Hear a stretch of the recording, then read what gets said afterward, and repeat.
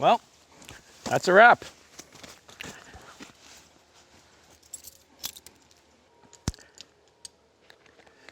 I'm actually pretty proud of it. First time I've ever done it, and I think it turned out pretty good overall.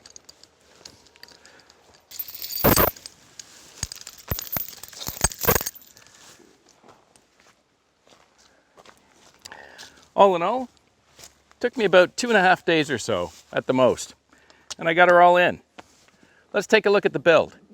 The first step, find somewhere along the driveway where I was able to dig deep enough that I could get my 6x6 pressure treated posts in.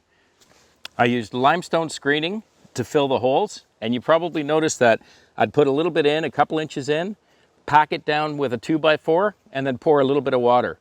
Then I'd put 2 or 3 or 4 more inches in, pack it down, do the same thing repeatedly until I got up to the surface. I read a lot of articles online. Some people said to put the brace rail in straight across the top, and others said to make sure it was on an angle.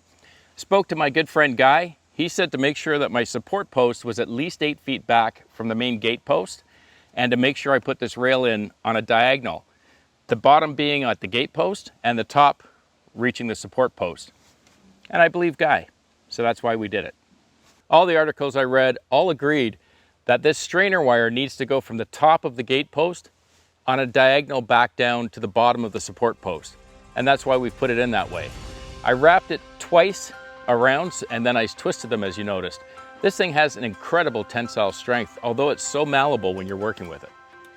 I needed something to be able to hold the gate open in the event that it's windy outside. So I just took some simple T-bar I had in the back shed, pounded it in, and I got this really cheap little hanger so I could throw the chain over it. It works. I painted the gate. I actually wanted a black gate, but as you guys know, I get a ton of snowmobiles through here in the wintertime, especially at night after it gets dark. And I just figured if I have a black gate here, not gonna be that easy to see. So I wanted something a little brighter. I was thinking yellow or maybe red, and I thought red would look a little nicer. That's why it's red. I used Trem-Clad paint, and I'll put a second coat on it tomorrow. And of course, don't forget, you paid a lot of money for this pressure treated wood. Grab a little can of that sealer, and wherever you've made cuts in the pressure treat, just seal it back. Only takes a few minutes. I think the little can was like $7 or $8, but worth it, I think. And like any project you're gonna do, you're gonna learn things as you go. And especially for me, as you know, I'm not that handy.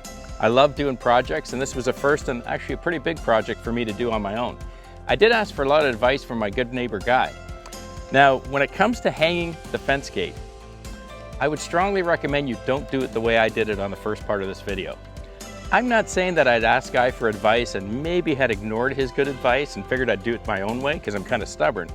But as you know, I struggled trying to get these 2 pins into these very tight holes. If I had asked Guy how to do it, he might have told me that it might have been easier if I had just put these 2 pins in for the hinges into the post, snugged up the bolts, and you'll notice that the hinge brackets have a bolt and a nut on them. So it might have been a lot easier if I just put these pins in, loosened up the top hinge bracket, dropped it down because it slides on the gate, maybe put the gate onto the bottom pin, and then just slip the bracket up and tighten the bolt. I think that might have been wiser. I also thought it looked a little bare, so I had a couple of 2x6s sitting back in the shed. I've had them there for years. So I pulled them out, cut them to fit, and I think it looks a little bit nicer now that it's got the 2 rails across the side. Last but not least, I thought I'd treat myself. I mean, you can get caps for your fence posts and for $2. These are brass, they're really nice. I figured for all the hard work I did, I could spend a few extra bucks and put some really nice caps on here just to finish it off. At the end of the day, I think it turned out pretty good overall.